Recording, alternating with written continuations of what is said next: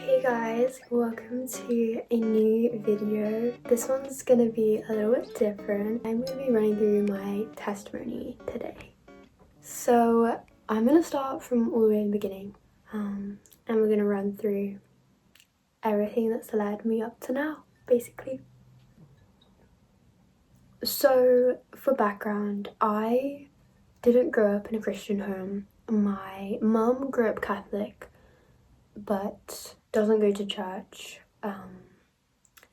and she believes in God, but she's not practicing, I would say. And then my dad is, I'd say, more of an atheist, doesn't believe in God. So it's kind of a mix. And growing up, I never really knew anything about God. I remember being told near Christmas one year when I was a kid that if I didn't believe in God, then I couldn't have any Christmas presents by my mum. And I was like, what? No, I want presents, but I didn't know anything about God other than the things that they teach you in school and like RE. So I basically knew nothing. And I think my stance for a long time was I didn't believe that heaven or hell existed. I thought they were just like constructs to make kids be good, basically. Or maybe I remember thinking that it was just a hopeful kind of belief that there was something after this life and they wouldn't just be nothing. So for a long time I would say I was agnostic. I wasn't completely sure if anything existed, but I didn't really believe in anything, so yeah. And I remember the first time I prayed was this one time randomly, which was kind of surprising because, you know, agnostic, doesn't know if anything existed, why am I praying? But I realised I felt like I was in a bit of a crisis, kind of. My dad had a back injury and it wasn't going away, and it was quite like hard for him, and I remember praying that it would just be healed and it wouldn't hurt so much anymore. Yeah, I didn't know how to pray, but I prayed. By the grace of God, I don't think his back pain is so bad as that anymore. It definitely improved, but yeah, I prayed, and I never really prayed after that until I started on my faith journey, but I guess that could count as something. There were some seeds planted for me to pray, surely. I don't know, God works in wonderful ways.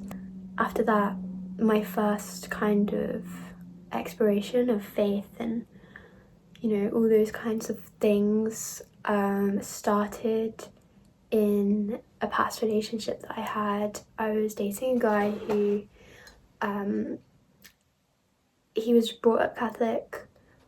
I think he went to church every Sunday. I don't really know, but he wasn't really in touch with his faith. He hadn't developed his own faith yet. And he never really mentioned it to me until he started to get more curious about it and he wanted to read the Bible more, and yeah, he'd not mentioned it to me before and I was curious. And I don't think he pushed it onto me at all. I think for a while I was like, okay, like that's cool, like you should do that, like, you know, supportive. And then there was this one day, and I'll never forget this. My parents had been cleaning the house. I think my dad had been cleaning the house, and I was in sixth form at the time, year 12. Oh yeah, it was year 12. And I was getting ready to leave for school in the morning, and my mum showed me a necklace that my dad had found cleaning the house, and it was a little pendant of baby Jesus and Mary that my grandma, who lives in Australia, had got for me when I was a baby. And I feel like I kind of distantly remembered it. It looked familiar, but I wasn't I'd never really seen it before. I'd never really worn it. Anyway, so I'm like, oh, okay. I go to school that day and I can't stop thinking about it. Like, I genuinely could not keep it out of my mind. And it's just like, looking at it now, I'm like, oh, that was so clearly God trying to get my attention, and it worked. So I came home that day and I put it on, and I just felt such a urge to just read the Bible. I wanted to explore it. I was curious. I just had like this spark of curiosity that I couldn't really contain. I remember speaking about it with my ex, and he was like, you should download the Bible app, because I didn't have a physical Bible. So I downloaded the Bible app, and that's where a lot of things started. So I started reading it from the beginning, because I didn't know. Oh, there's a crow up there. Sorry, got distracted. Yeah, I started reading it from Genesis. I was adamant that I read it from Genesis all the way through. I didn't do that at that time. I got to Judges, I think. So I'd read from Genesis to Judges, or maybe Kings, actually. One of those two. I was so adamant that I would read it from beginning to end in like chronological order, even though it's not technically in chronological order anyway. But I was just like, no, I need to go from Old Testament to New Testament to fully understand. So yeah, and that was how it was for a long time. And the Bible app has these little like daily prayers and daily verses, and it would lead you through a prayer every day. And for someone that didn't know how to pray, that was great. But then I started to outgrow it, and I was like, no, there must be something more to this. Like, I feel like it's kind of just telling me what to do, and I feel like a relationship with God is so much more than that. So it was really good at the time. But yeah, so I would say my faith at this point was quite lukewarm, actually very lukewarm. I was still getting to know everything about God, and I was trying to explore, and yeah, I was just a curious girl. And after that, me and my ex broke up, and it was quite a toxic relationship for me to be in. I won't go into it too much, but we just weren't right for each other. It wasn't working out. And we were together for 2 years, long distance. So yeah, and once we broke up, it was the start of when I moved to uni. So there were a lot of changes going on in my life, and even though I had started to explore this faith that I could have, I stopped reading the Bible for a little while, for a couple, I'd say like 2 months, 2.5 months. I stopped reading it. Actually, it might have been 3 months. I think once I moved to uni, I just wasn't really picking it up as much. I think a lot of the things that I did before uni started to die out a bit once I moved there, just because of how many changes were going on. And I think I just didn't want to be homesick, so I was trying to distract myself, because I didn't know. I didn't have a firm faith. I didn't know about Jesus. So that brings me on to the next part. So in January time, I decided I was gonna be all in. I was gonna be a Christian, essentially. I decided that that's what I wanted. And so I started reading the Gospels, and yeah, I read John first. It was so good. Of course it was, but like I just then I felt a little bit silly. I was like, how was I reading Genesis onwards from the start without first exploring the Gospels, you know? So yeah, but yeah, I started to learn about Jesus, and like then I really started to understand God's character better. And then I got into another relationship, and it didn't last too long. We were together, I'd say about 2 months, 2.5 months, I'd say. And then we broke up in Easter, and it even though we weren't together very long, it kind of tore me apart. I was so anxious. Looking back now, I see how God moved and broke down my biggest idol, which was relationships. Ever since I was about 14, I've just idolized the idea of being in a relationship. I've always been a little bit of a hopeless romantic, and I always felt like I needed to have a crush on someone. And now I see that I was just trying to fill a God-shaped void. But back then I was very torn apart and very, very anxious, riddled with anxiety every single day. Yeah, it was really awful, and it was awful, to be honest. But it was one of the biggest blessings that I've had, because through that my relationship with God skyrocketed. Like, compared to my previous breakup, where I kind of ran away from all of the things that I had started to explore. So I stopped reading my Bible, I stopped praying. But this time I felt so alone that the only thing I could think of to do was read my Bible. And I just recently, literally days before, bought a study Bible. I'm going to show you what it looks like. This is my study Bible that I use every day. I have decorated it. So yeah. But this Bible has carried me through times.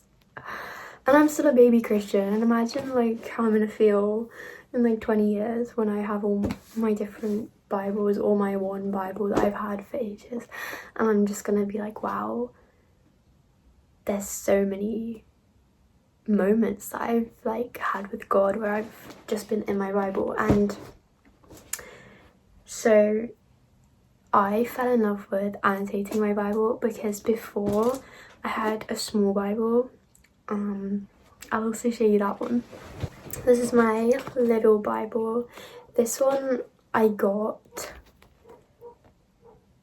say I got this a few months into downloading the Bible app. So I decided that the Bible app wasn't quite cutting it for me, and I wanted a real Bible. And this Bible was great for my first Bible. Yeah, so I just read and read and read, and I just read through the anxiety. I prayed, and I think this was 2 days after the breakup. Me and my ex kind of said goodbye to each other, and just like goodbye to our relationship. And then I came into my room and I just sobbed uncontrollably. I felt so anxious, so upset. I felt like I was losing my best friend. But this is the thing. I needed to realize that your number one best friend has to be Jesus before anybody else. And I learned this the hard way, but it's a way that I had to learn, and I feel super blessed that I was able to learn that.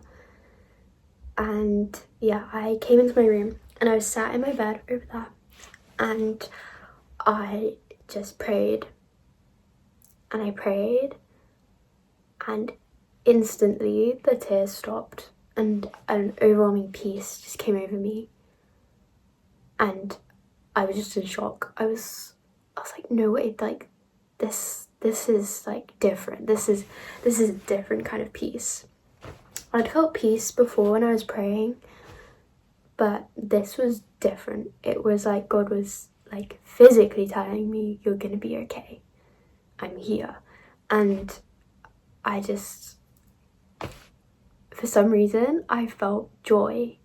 Even though I was in like an awful situation, even though I was in a breakup, and amidst that breakup, God met me there and just gave me peace and comforted me, because that's what God does, and God is a loving father and wants the best for us, and he doesn't want us to suffer. So yeah, it was really, that was the turning point. That was like the moment that I'll always remember. And I just will never forget that. I had never felt God so like physically before. And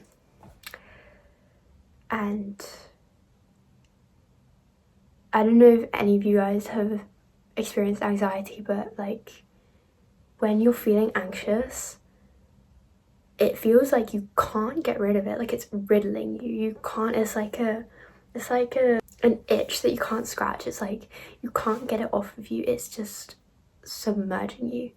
And when I felt that peace, I just knew it was God. And that night I started listening to Christian music for the first time. Yeah. And I just felt so much joy. I remember I went to bed that night grinning. I felt like such an idiot, but like I just felt so much joy, and the joy of the Lord is real, I'm telling you, because I went to bed smiling. I went to bed grinning in the worst of situations. So it's, yeah. And I also want to mention, I went to church for the first time. This is actually a big detail. I don't want to leave this out.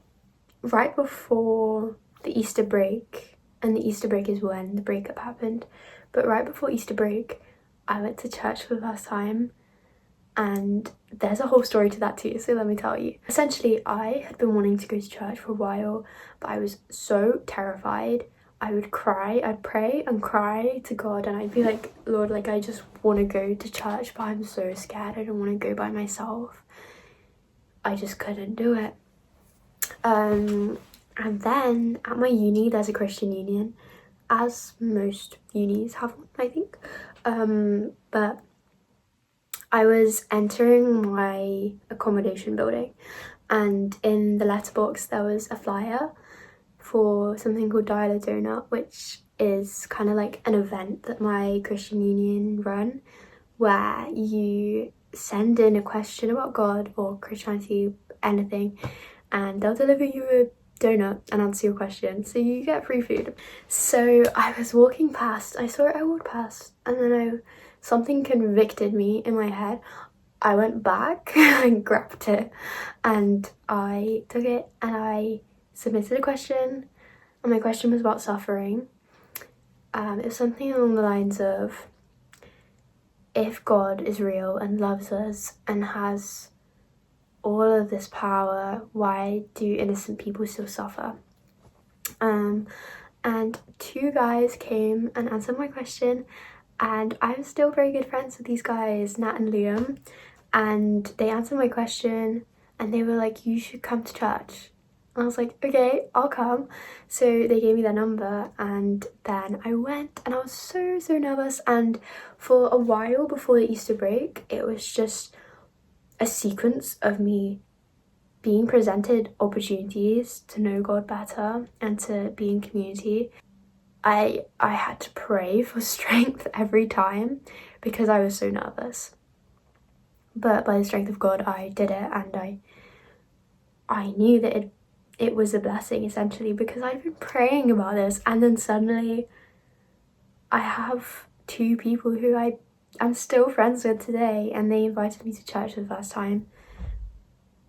And yeah, so that's the story of how I went to church for the first time.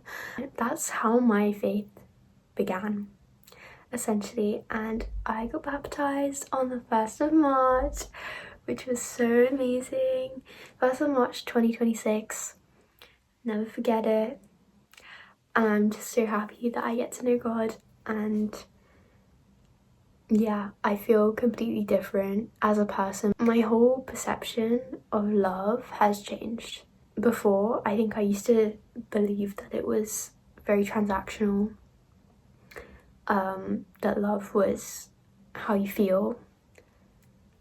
But now, after knowing God's love, I realised that it's not only a feeling, but it's also an action, and it's the way that you live. It's choosing to forgive even when you might not want to, because God forgives us. It's putting others above yourself, which is something that is so against society. Society tells us to put ourselves first, to only give what you receive, and vice versa. It's messed up. But God's love is so pure, so sacrificial. That's what Christ's like love is, and it's so different. It's so different, and it's honoring others before yourselves, and it's just so different to what the world tells you it is, and I just wish that everybody knew. But I'm hoping this will reach people, and that maybe it will reach someone that doesn't know God yet, and maybe it will help them. But I used to think that sharing my testimony was scary. I didn't want to not do it justice, because I feel like it's so complex in the way that I can't explain it to someone as well as how God's made me experience it. But yes, so that's my testimony, and testimonies have so much power. It's not even just our testimonies, God's testimonies, Jesus' testimony of how he's worked. So I felt it was like really on my heart to share my testimony, because I have seen firsthand how testimonies can be so powerful. I've heard testimonies at church. I've seen testimony videos on YouTube too, and I can say that it just, every time it like dumbfounds me. I'm like just struck with another like reminder of how good God is, and that's so special. So yeah, and I feel like every time I tell my testimony, I always know that it's gonna have something else added to it in like a few months' time or a few weeks' time, because God is just always moving. I just felt like it was put on my heart by God to share my testimony, and it could potentially lead someone to God, and that would be amazing. But I just think it's so awesome to hear testimonies in general. As a person, I've changed so much, and it makes me like emotional to think about how I used to be. And I was always, okay, let me preface, I was always well behaved, I was always sensible, but my lifestyle has changed dramatically. When I first moved to uni, for the first kind of year, I'd never been out before, but I was going out nearly every week, which over time I became really convicted of, and that itself, the conviction that gets you, is just like another testimony to God being real, because when it hits you strong. And yeah, I just knew I had to stop. I started to hate it. I once enjoyed it because back in this time I was really into indie music, and there was only one place you could go to hear indie music, where I go to uni. I just liked dancing and singing with my friends. That was genuinely like the only part I really enjoyed, and I just started to hate it. absolutely started to hate it. I would look around me and I'd see other Christians that I felt like I should be looking up to because I was new to church, and suddenly I'm seeing these people out, and I don't judge them at all or condemn them, but I felt like it wasn't encouraging me to live holy, if that makes sense. And I would look around and I just think to myself, we're not supposed to be here. This isn't right. Like, we shouldn't be here. And I just knew that I needed to cut that off from my life. I didn't want to do that anymore. So I stopped.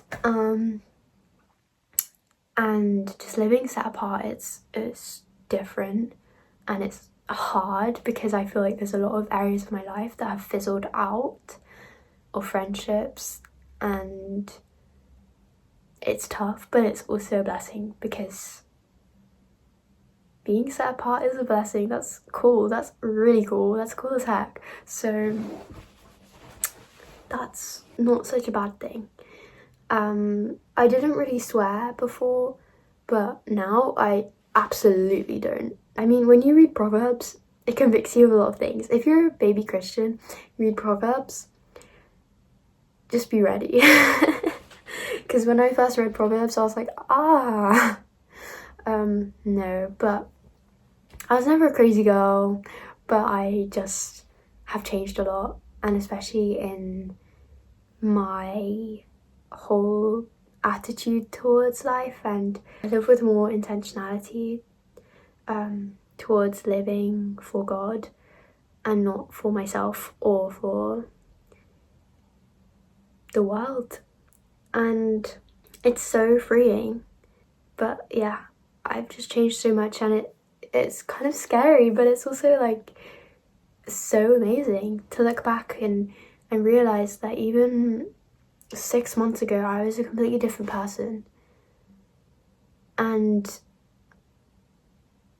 with my journey, the breakup had to happen because I know, looking back, that I was idolizing relationships. I didn't know how to put God first in my life, and I was still quite lukewarm, and sometimes I feel like God cuts things off to transform and redeem and just to bring you back to him. I was too focused on other things, and I had some idols, and he broke them down and he said, no, you're coming with me.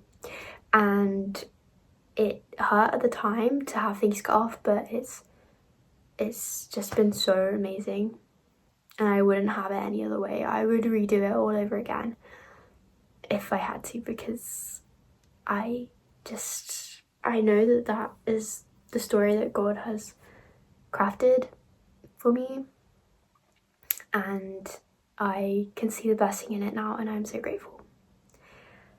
But that is my testimony. Yeah, so that's my testimony, and I hope you enjoy, and I hope that if you weren't before, that you're curious about God, and if you have any questions, I will answer them.